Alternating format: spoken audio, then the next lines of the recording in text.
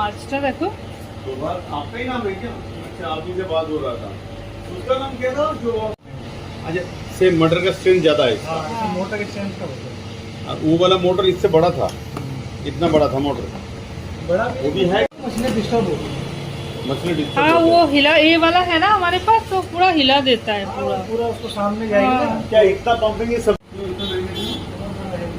तो छोटे छोटे कुछ मैं कुछ बोलूंगा नहीं, जैसा इधर- आपको बेस्ट लगे वो रेट लेना। যেমন বসে আছে, और क्या लेना है? हाँ, क्लोरीन लेना है। क्योंकि मुझे ना इसमें आपके साथ बार्गेन करना मुझे एकदम पसंद नहीं है कि इतना ले लो उतना ले लो, ये गलत बात है। आपको जो जायज लगेगा वो लो। हाँ, এখানে একটা original বানা। এই পাম্পটা এনে লাগালাম এখনই, কালকে রাত থেকে চলছিল না আগের পাম্পটা, তো টেনশন হচ্ছিল আমার খুব। এই নিচে শুধু এই ফিল্টারটাই চলছিল, এই যে বুলবুলা যেটা হচ্ছে সেটাই হচ্ছিল। এটা এখন কিনে এনে লাগালাম, এখন ওরা খুব খেলা করছে।